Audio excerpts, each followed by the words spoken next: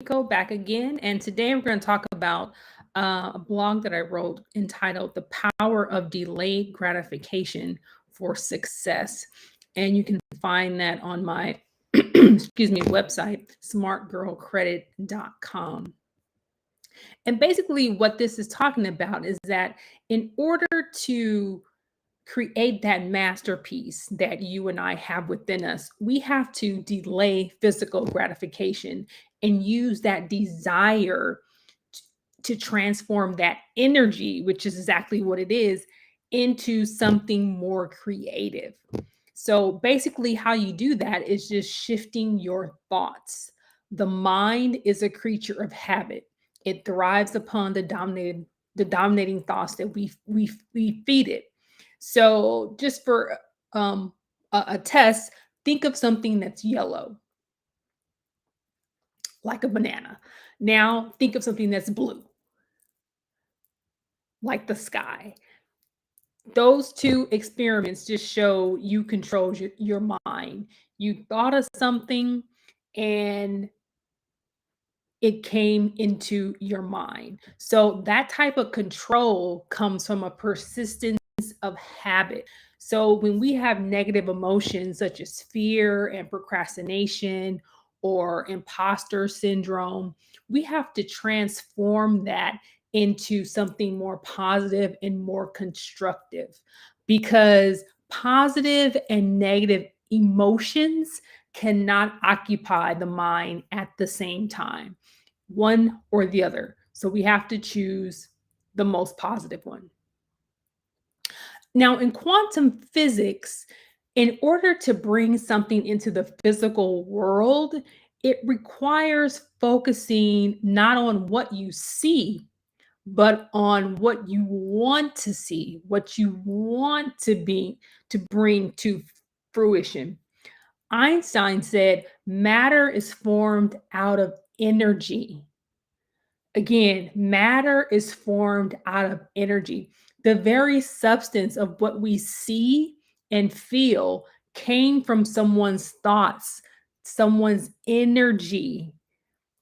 Ergo, not only do our thoughts impact matter, but our thoughts are vibrational energy that manifests in what we see in our lives today.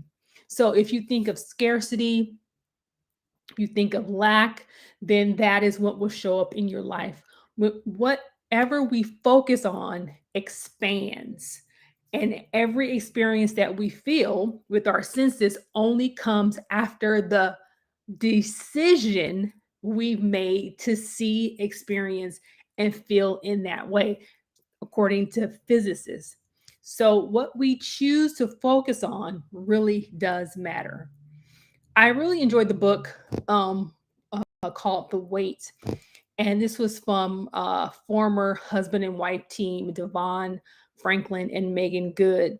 And they said that mastering delayed gratification has an impact on every area of life, from finances to family relationships.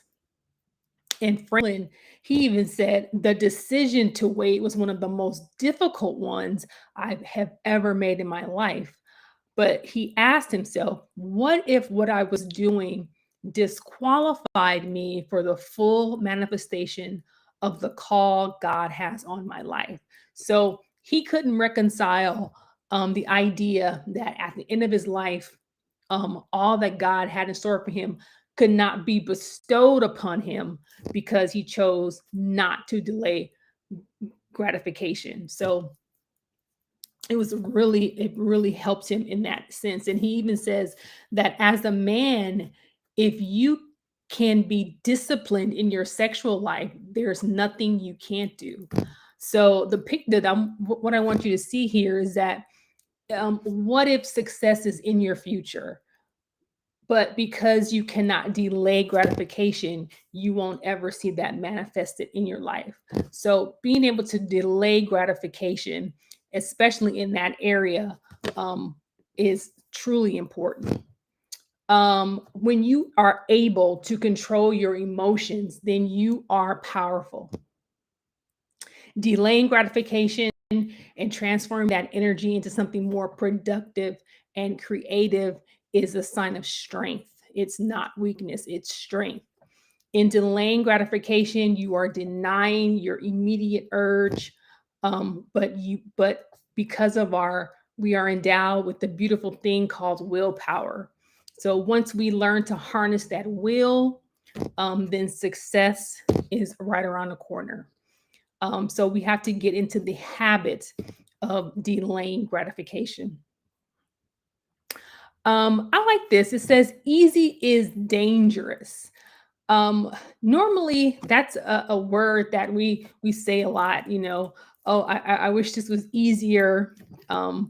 But motivational speaker Jim Rohn, one of my favorites, he said, what trips people up when it comes to easy is that whatever is easy to do is also easy not to do.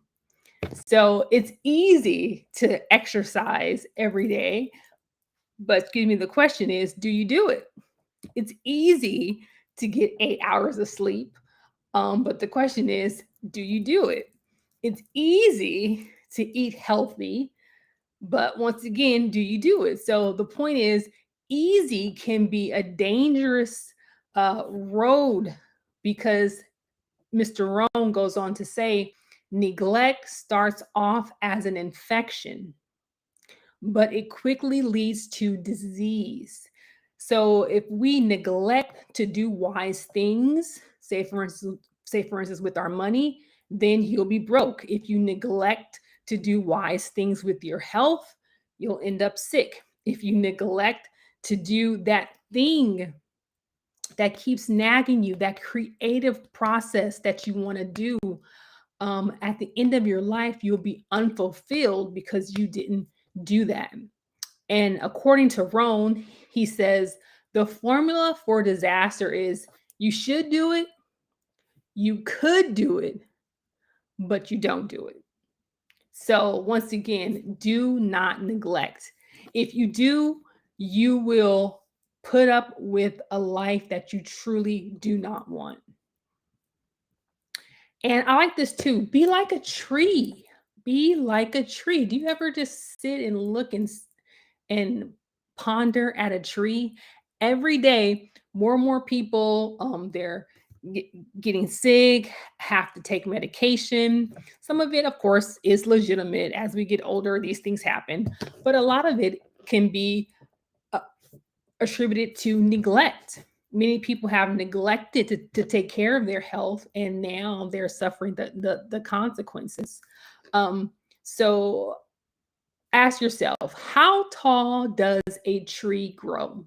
How tall does a tree grow? Well, as tall as it can.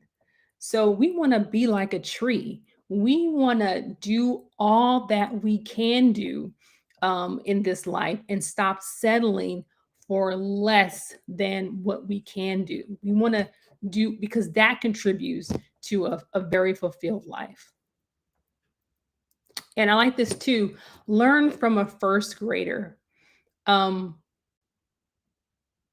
there's a book from Mel Robbins, and she is entitled "Stop Saying You're Fine: Discover a More Powerful You." And she developed this 5-second rule to get herself to take action when she didn't want to do something. So she says, if you don't start doing the things you don't like doing, you will wake up 1 year from today and be in exactly the same place. So, is that the life you want? And going back to the first grader, um, how long do you want your child to remain in first grade? Of course, you only want them to be there for that 1 year. So if you demand or if you want your kids to only be there for that 1 year, then you have to ask yourself, why are you in the same place year after year? You have to be willing to get past what is holding you back and be the person that you know you can be. Another really good point is be like a rubber band. When is a rubber band useful? Well, only when it is stretched. And as humans, we are the same way. Too many of us settle for the mediocre and for the average. The majority of people underestimate themselves. They don't think they're good enough, which is totally a lie. Or they aim for what they can reach and they hit that mark every time. So instead, we should aim for that thing just beyond our grasp. And surprisingly, when we are stretched, we will be able to reach it. Another thing is pay full price. Life is an amazing journey, and we want to pay the full price. For every promise, there is a price to pay. So, just like a rubber band, in life, stretching is required. Excuse me, and it starts from the inside out, and it's never that word easy. And people will criticize you in life when you're trying to reach out and do different things. But if you want to grow, you have to take that risk. And if you've never delayed gratification, then you have to start now. Because the greatest stretching in life comes when we do things that are not easy and that have never been done by us before. That's paying the full price in this beautiful life that we have.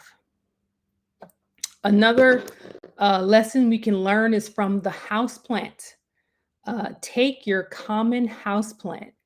If it ceases to grow, what happens? It dies. If it's not growing, it dies. Same is true for us. If we are not growing, if we are not learning, we too die a slow death. So if we are not active in our life, whether that involves exercising or doing what that creative process that we want to do, if we want to write that book and we never do, you will slowly die inside. Abraham Maslow said, if you plan on being anything less than you are capable of being, you will probably be unhappy all the days of your life. And another sign we can look at is hunger pains. Now, when you're hungry, what type of signals does your body send you? Well, sometimes you get a headache, sometimes you may become irritable, your stomach may start to growl.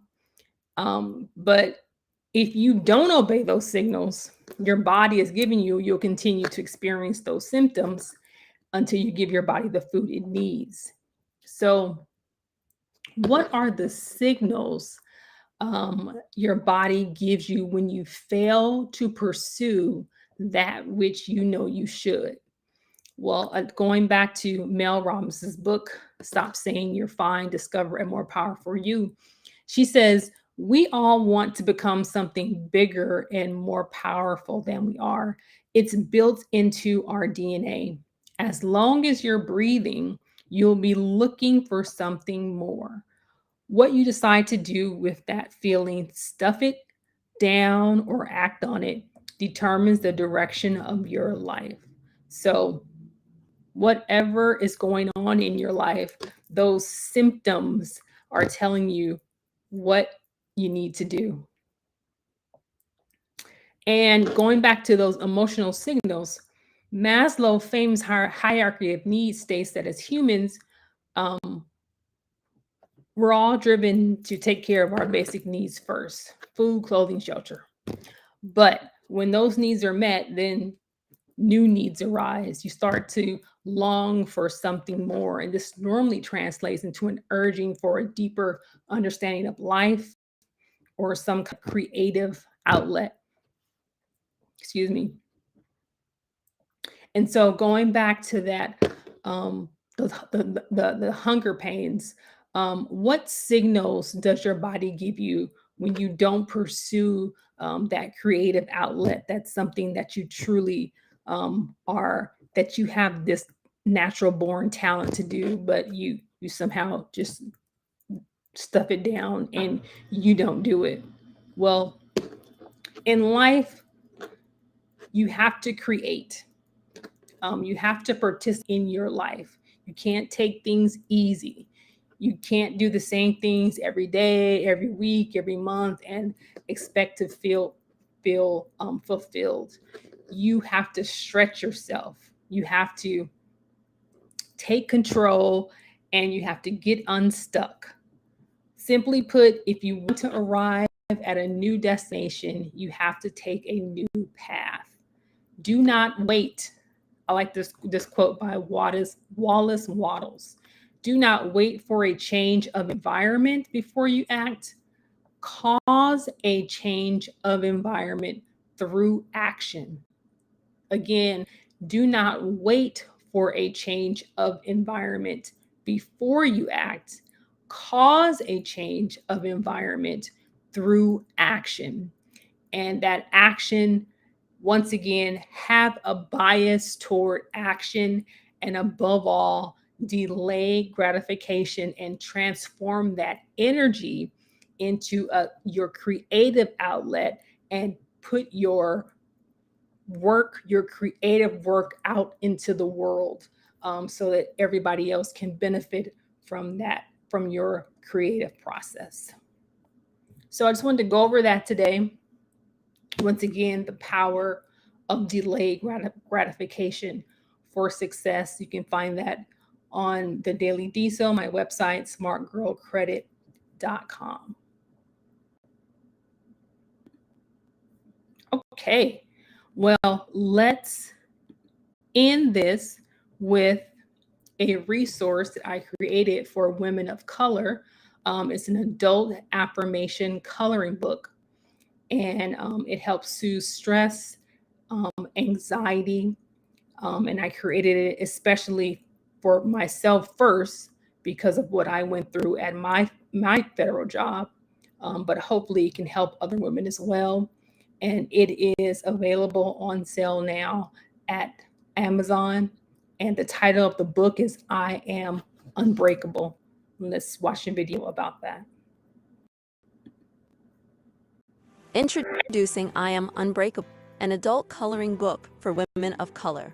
Over 100 pages of positive affirmations to soothe stress and anxiety, promoting peace and relaxation. Available on Amazon, I Am Unbreakable Adult Coloring Book by Mako Patton. Introducing I Am Unbreakable, an adult coloring book for women of color. Over 100 pages of positive affirmations to soothe stress and anxiety, promoting peace and relaxation. Available on Amazon, I Am Unbreakable Adult Coloring Book by Mako Patton. And there you have it for today's edition. Thank you so much for being here and for joining in. You can find me on LinkedIn. You can find me on Twitter under Smart Girl Credit, and on YouTube under The Daily DeSo. So once again, thanks for being here, and I'll see you next time.